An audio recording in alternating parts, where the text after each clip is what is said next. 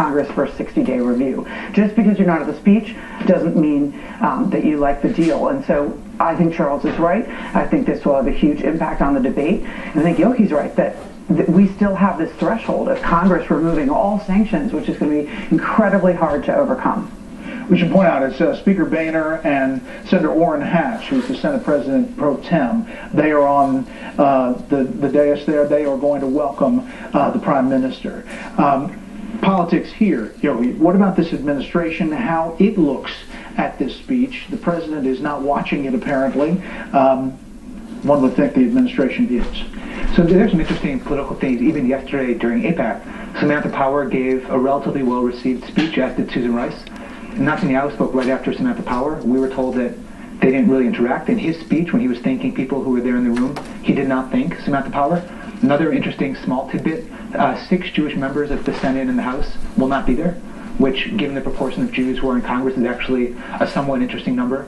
And a last kind of interesting statistical tidbit, Gallup put up a poll today that Bibi is more popular in the U.S. now than really ever before.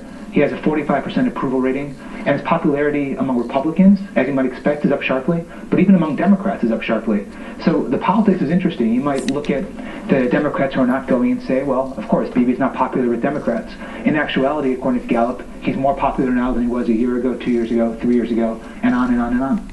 So there was an attempt, you can see, from the concern growing among Democrats about the deal in Congress. There was an attempt you saw in the last 36 hours by members of the administration, including Samantha Power and Susan Rice, who said at APAC yesterday the same thing the Prime Minister will say: no deal is better than a bad deal. There was an attempt from members of the administration to sort of soften the rhetoric yesterday because they're hearing from those people in Congress who are concerned in both parties. And there are more Democrats than you think. One of the reasons that his numbers are high in this country, we're talking about Netanyahu, is because people admire a leader who stands up for his country.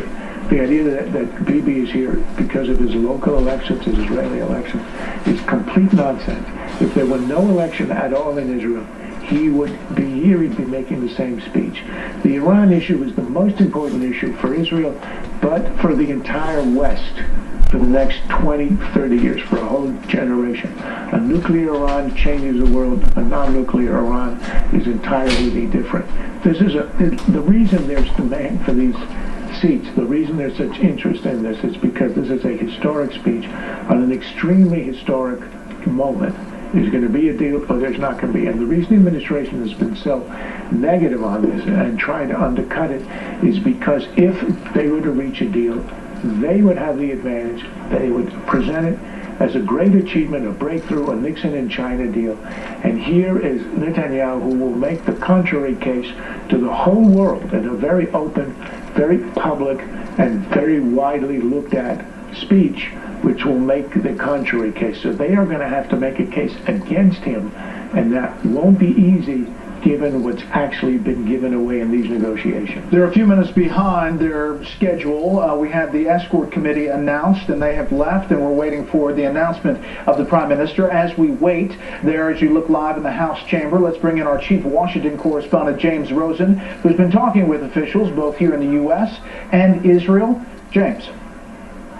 Brett, good morning. Senior Israeli officials say that Prime Minister Netanyahu, when he makes this his third address to a joint meeting of Congress, which puts him in a very select group alongside Winston Churchill, will be focusing intensively on the content of this nuclear accord that our diplomats and those from the 5 other major world powers are working to finalize with Iran in Switzerland right now before the 24th of March. America's top diplomat, Secretary of State Kerry, is there in Switzerland now negotiating with the Iranians. And the point of these negotiations is that they want to limit Iran's ability to have a breakout period for a nuclear weapon. Right now it's about 2 to 3 months. They want to extend that to a year.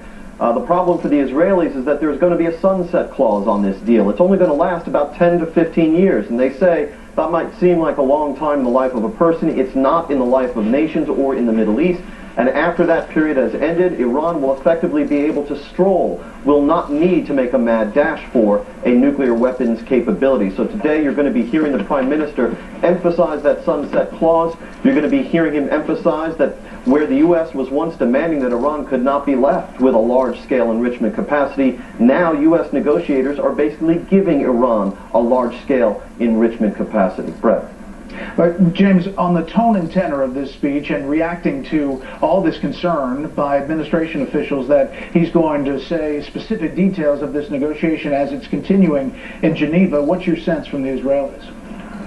Well, aides to Prime Minister Netanyahu fully expect that once this speech is over, the Obama administration, either publicly or through authorized leaks to the news media, are going to be criticizing the Prime Minister for divulging details of the nuclear negotiations. But they have told me that if you look at this speech carefully when it's done, it will only be shown to encompass information that is already in the public sphere, Brett. Okay, James, thanks. Let's quickly go down to the White House. Our correspondent Kevin Cork on the North Lawn with how the President and the administration are taking this. Kevin. Brett, good day to you. As you well imagine, the White House continues to tamp down the speech, at least from their perspective. We already know that several dozen Democrats will not be in the chamber to hear the Prime Minister, and the President will be busy on a video conference at that time.